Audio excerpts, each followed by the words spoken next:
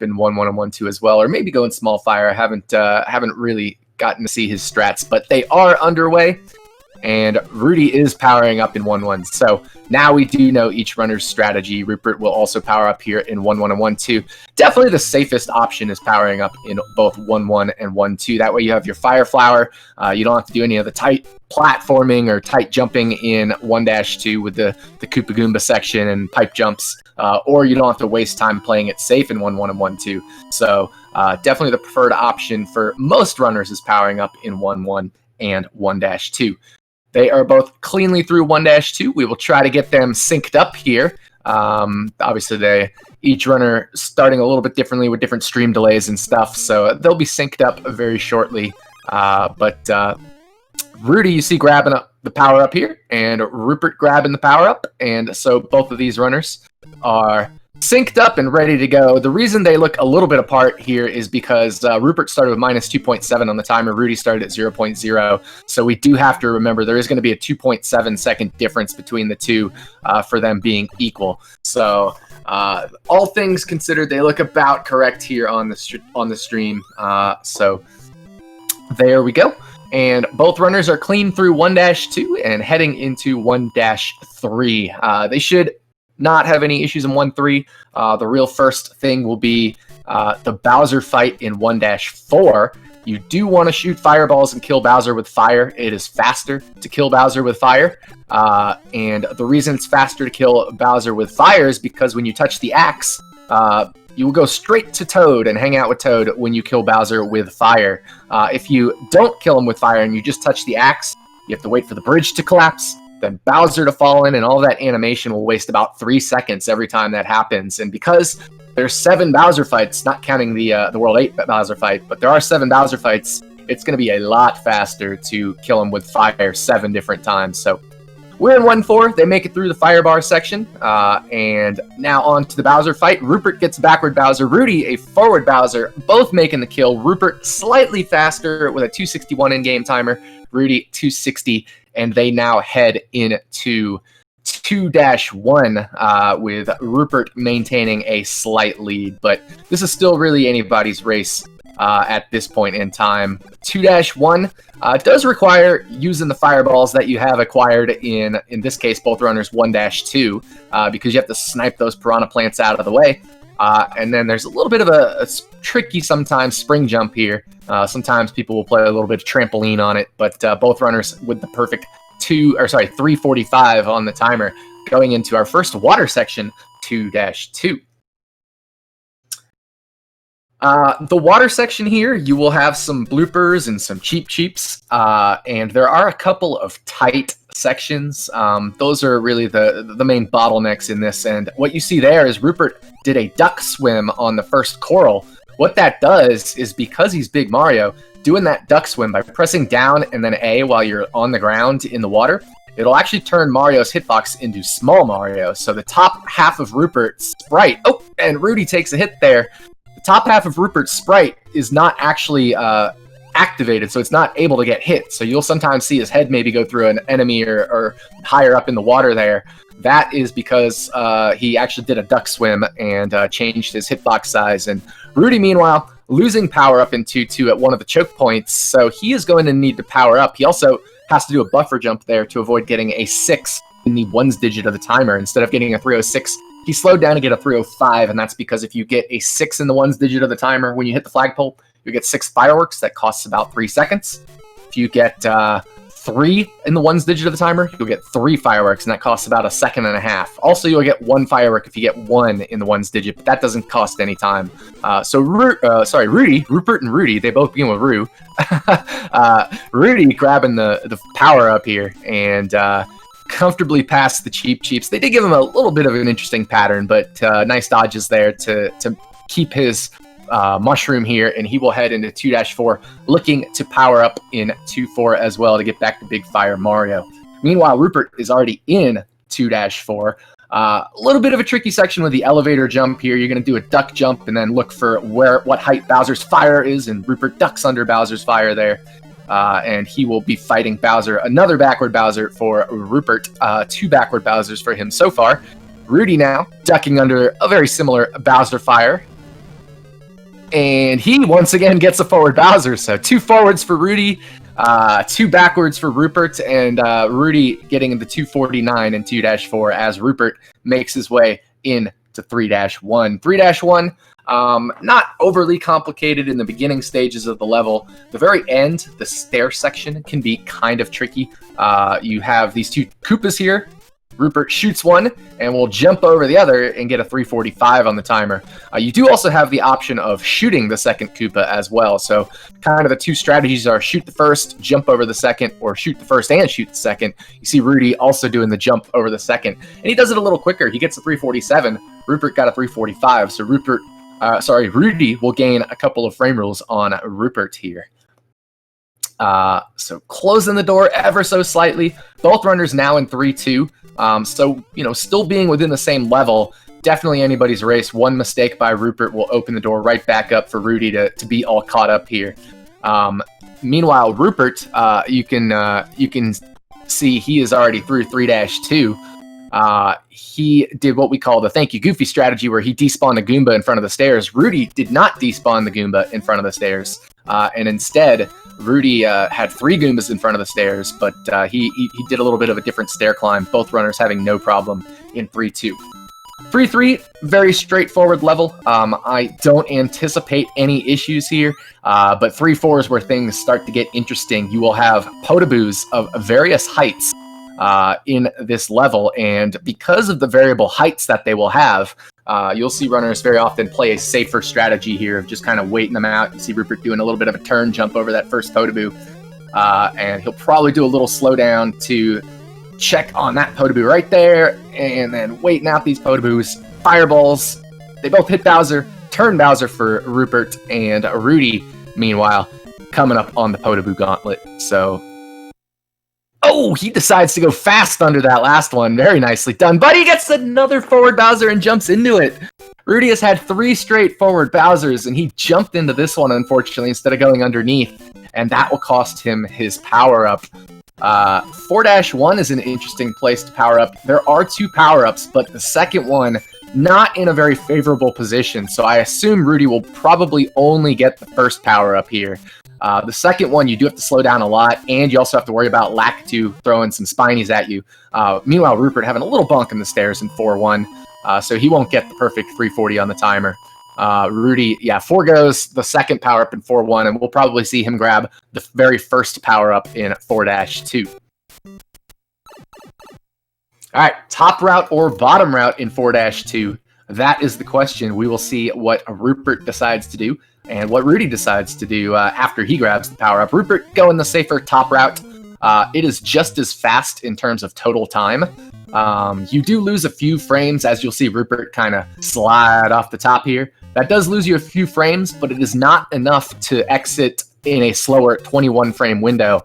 So it doesn't actually cost you any time in terms of the way this game is played because of the frame rule system. This game checks for level completion every 21 frames. So as long as you're in the same 21-frame window as another person, you'll catch the same train and go to the next train station, the next level, at the same time as the other person.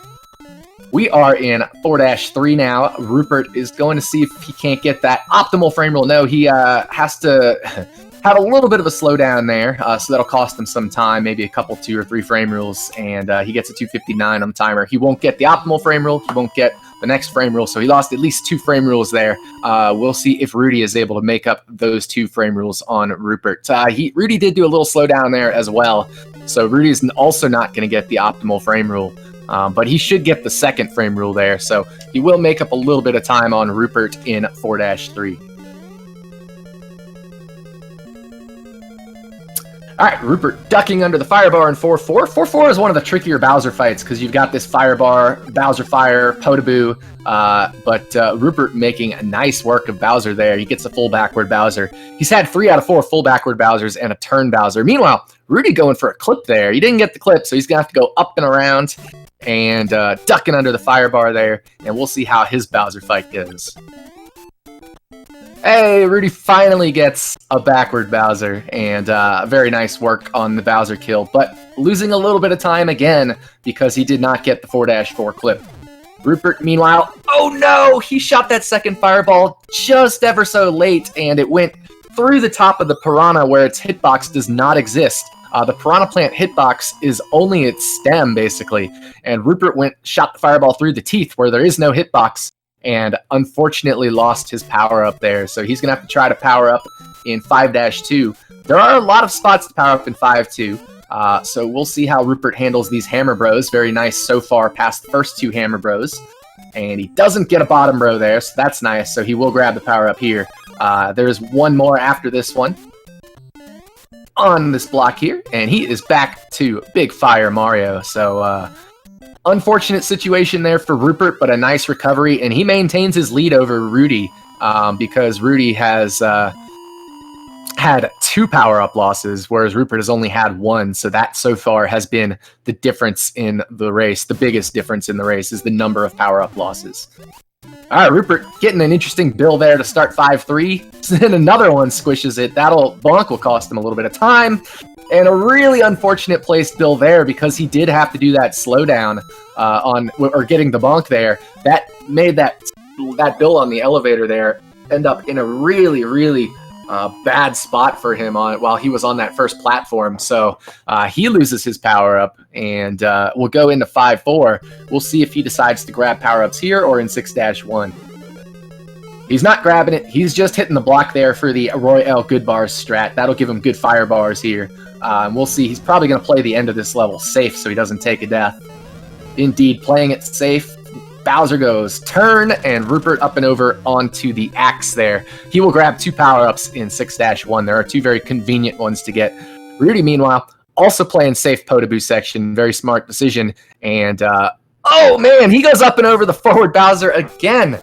He has had 4 out of 5 forward Bowsers, and he's actually tried to go over 2 of them. Rupert grabbing the first 6-1 power-up. And the second power-up, a little trickier to get. He's going to go around. Oh, he goes through the coin blocks. Or question blocks. A lot of people go around him, but Rupert doing the quick power-up grabs. Very nice. And he is fully powered up in 6-1, heading into 6-2. You absolutely want to have Big Fire Mario going into 6-2, or at least Small Fire Mario, one of the Fire Marios, because 6-2 is full of Piranha Plants. They're going to get in your way. You're going to want to shoot them out of the way with the firepower here. 6-2 being one of the most technical levels in the speedrun, but one of the most fun levels in the speedrun, in, I think, most runners' opinion. They find it kind of fun to be able to, especially once you get really good at the level, shooting the Piranha Plants out of the way. So this level, if you do play it optimally, you would get a 343 on the timer. So you do need to do a little bit of a slowdown. You see Rupert do it right there. Actually, too much of a slowdown, and he's going to get a 340 instead of the optimal 342 on the timer. Ruddy, meanwhile, 342, and we are very, very close. Rupert, 12:59, and then Ruddy, 13:07, but we also have to remember he's got 2.7 seconds difference there. So this is a very, very close race between the two, around 5 seconds difference. So very, very, very close race. 6-3, Rupert getting a 254. 255 is optimal, which is what Ruddy gets. So he's going to close the gap even more. And we are now in 6-4 with a very, very tight race. Rupert under the Potaboo. He's going to wait for the fire bar and go. And I assume Ruddy will probably do a similar strategy. Yep, under, wait on the fire bar, and go. What that'll do is that'll set up nice fire bars as well through the rest of the hallway. And then you get the fire kill Bowser. Really nice fire kill on Bowser. And Ruddy getting the backward Bowser. Not very much lag. That's great for Ruddy. 257s for both in 6-4. Very nice 6-4s for both. 6-4 was a repeat of 1-4, but with all the Potaboos and fire bars extra, it makes it a little bit more complicated than 1-4. And you saw that each player doing slowdowns where you wouldn't do a slowdown in 1-4. 7-1, just make sure you don't misplace any fireballs. Oh my goodness, Ruddy, a little bonk there as well. So commentators cursing away. I was saying just don't misplace your fireballs, but Ruddy also having a little bonk there, which will cost him a bit of time versus Rupert. Rupert extending that lead as we go into 7-2. A repeat of 2-2 as far as the level layout, but again, more enemies, more bloopers, more cheeps, and the very dreaded bad blooper at the end of this level could happen. That is the blooper that gets in the way of the pipe. and you may have to slow down for it. Just we'll see how it pertains to each runner. Roopert, a little bit of a turn back there to keep his firepower, and then he does the duck swim again. So once again, he is the small hitbox. Ruddy, meanwhile, is, I believe, the big hitbox. Oh, nope, he does the duck swim there as well, and is at the small hitbox as well. So the top half of Mario is non-existent for both runners. Roopert going over the blooper. It wasn't too far into the way of the pipe there, so he didn't get the dreaded bad blooper. Ruddy also not getting the bad blooper. Really nice levels for both. Excellent 7-2s and pretty cooperative patterns for them, so nicely done. Into 7-3, also a repeat level of 2-3, but again, more Cheep Cheeps, and this time you will also see some green Koopas, some green Para-Koopas, and some red Koopas, so lots more enemies. Very tight Cheep Cheep there for Roopert, but he gets under it nicely. Similar for Ruddy, but both players handling the early portion of that level very well. The end section, after you get past the halfway point, usually a little more comfortable. That was a kind of a tight window there for Ruddy over the Koopa and under the Cheep, but nicely done by both runners. The perfect 7-3 for both. 7-4 is another maze level, just like 4-4 was. You're going to want to go bottom, and then in the middle, and then to the top.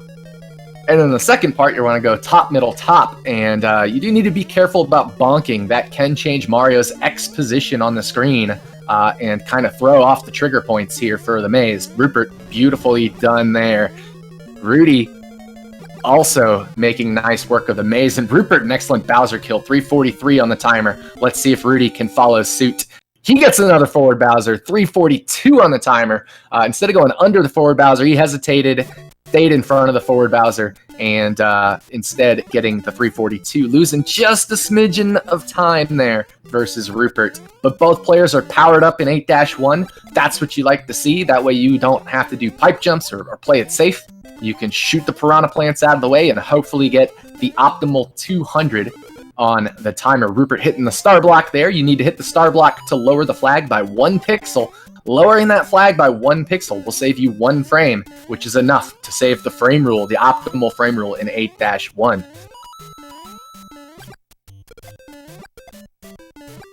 And Roopert, perfect 200. Ruddy, sniping a Koopa out of the way, climbing the stairs, and also perfect 200. Great job by both runners in 8-1. 8-2, this stairs section right there can be a little tricky. You got to do the duck jumps there. Roopert taking it very fast, nice and easy.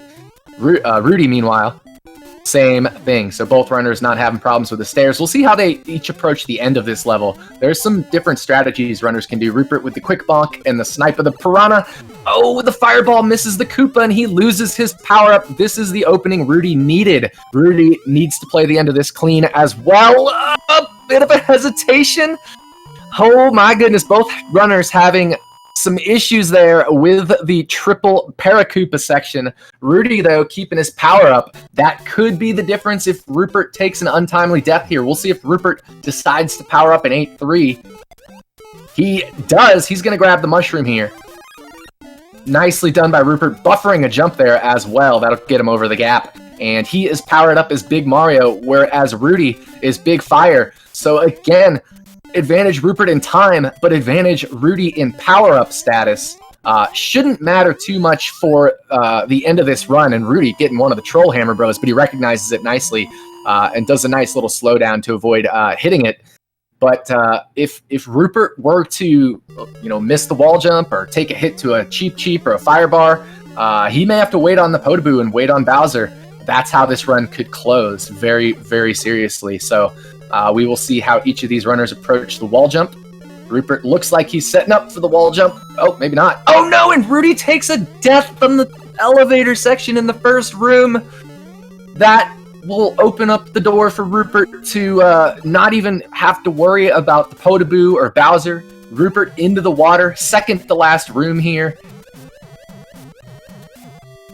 Ducking under the fire bar. He's got that small Mario hitbox. That's why his head is once again through the ceiling there with the duck swim. And jumping, hits the Hammer Bro. Doesn't have to worry about the Potaboo. Takes a hit on Bowser's hammers, but that is just fine. 1942. get your GGs out for Rupert. Really nice run. A very competitive match. Had Ruddy not taken that death, it would have been very, very close. Rupert probably still would have won, just based off of the fact that he had enough lead and didn't make enough, have enough slowdown in 8-4 that he probably still would have won, even if Ruddy hadn't taken the death. But certainly the drama would have lasted a little bit longer had Ruddy not taken the death, and he takes a death to the Potaboo there. That's unfortunate because this group could be decided on tiebreakers.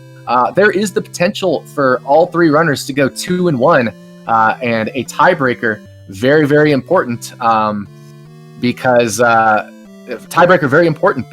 it comes down to total time or average time across the three runs. And so you taking that late death there in 8-4 could really hurt Ruddy if it becomes a tiebreaker scenario. So GG's to Rupert on the win. I assume we will probably get him in here for an interview.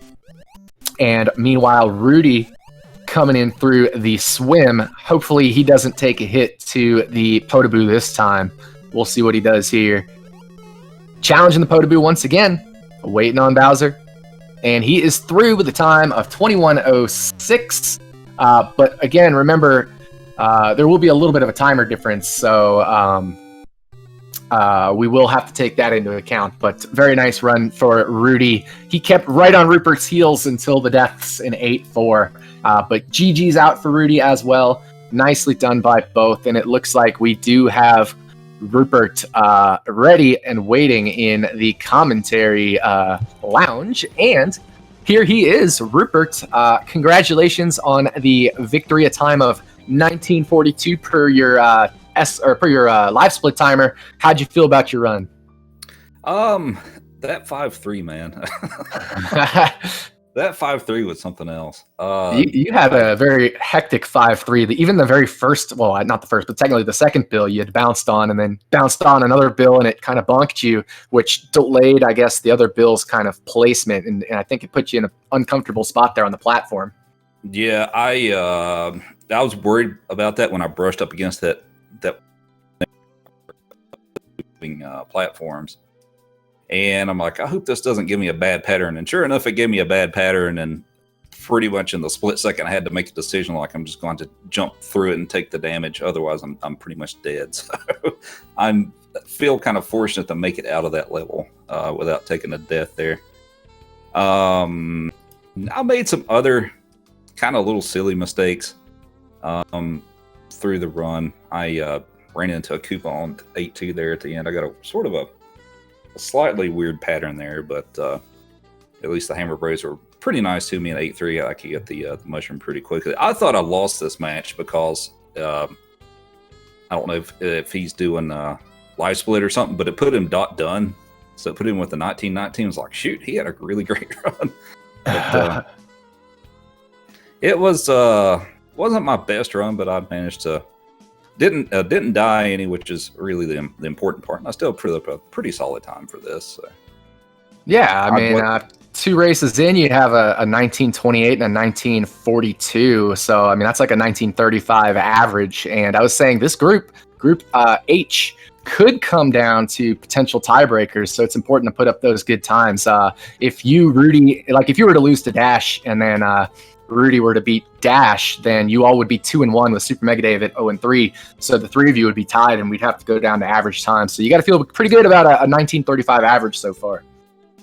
Yeah, I can't honestly cannot complain about that. I was a little nervous coming into these tournament matches because of how poorly I played in the pre-tournament race. But I've been doing okay so far, and yeah, and also trying to get used to playing on Nest because I've been playing All-Star so much lately and stuff too. It's a little, you have to take a few different strats in some places, which I still use a few of my All-Star strats in the Nest version, like there at the end of 6-2. I'd probably take what looks to a lot of people a weird route, but it works really well in All-Star, so I'm trying to not change as little as I possibly can between the two games, but yeah, I think the other spot that you lost the power up was 5-1. It looked like your fireball was just a little bit late, and it went through the teeth of the piranha instead of hitting its hitbox. Oh yeah. I had that one's a little tricky because it's easy to overshoot it or undershoot it just a little bit. I usually undershoot it if I missed it, but I actually overshot it that time.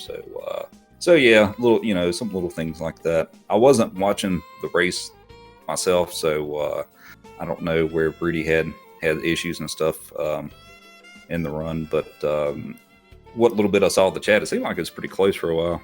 Yeah, I mean, in 8-4, you guys were just a few seconds apart. Unfortunately, Rudy took a spill in the opening room into that lava there. But no. yeah, but you were ahead by maybe less than 10 seconds, so 5 to 10 second range. And, it could have come down to, let's say you had taken a hit in the water or something, and you had to wait on the Podoboo and wait on Bowser, or miss the wall jump and Rudy got it, that type of stuff. Like, it could have been one of those situations where we had another 3-frame finish, but we didn't quite get that this time. I'm glad it was a entertaining race. But yeah, I used to in the past. I would sometimes watch the restream or whatever, and I kind of stopped doing that. And I figured out that I actually play better when I don't know what's going on, and I can just try to focus on what I'm doing and not worry about it. And I'll just play my game, and if I win, I win, and if I lose, I lose. So. Most definitely. So GG's once again, Rupert. Also GG's to Rudy. And I was having a little trouble there because it was Rupert and Rudy. So kind of slip of the tongue a couple times on the commentary. But it was a lot of fun. And we've got a lot more still this evening. At 7 p.m. Eastern, we have the Elder Spork versus Larvistar, myself and Dash Retro on commentary. Then at 8 p.m. Eastern, we have 2 matches at once. Xerox Fiend and 50% Gaming, who are in my group, as well as JT Knot versus Nyamek, and myself and the Elder Spork will be commentating that one. And then at 9 p.m. Eastern, Scrimgeon versus KT the Creeper. Again, myself and Dash Retro on the commentary there. So a triple header tonight with 4 races in total. So a lot more to come. We want to thank all of those are going to be on Speed Gaming too, by the way. We want to thank, of course, Speed Gaming for hosting this tournament and all of these races. They've got a lot of great stuff going on. They've got the No Kid Hungry Marathon going on over on their main channel. They're going to have on Speed Gaming 2 coming up after this, a Mega Man 4 tournament. So make sure to stick around for that as well. They've got Portal 2 going on number 4. They've got all sorts of things. So thank you, Speed Gaming, for being our partners in this tournament. And once again, Rupert, any final thoughts here? Well, thanks. GG's to Rudy, and he's I think he's still got a couple more matches. So best of luck to him on those. And also thanks for picking up commentary on Last Moment. Dash was supposed to do this one, but he had to help out family with stuff, so I'd let him take care of what he needed to. But thanks for picking up commentary on Last Moment. Yeah, no worries. I saw the need for help, and I got my work done just in time to be able to do it. So I was glad to help out, but a lot more to come tonight, and we will see you all at least at 7 p.m. Eastern. So that's about an hour and a half from now for the Elder Spork versus Larvistar. So until then, I am Takate. We will catch you all on the next one. Take care, everyone.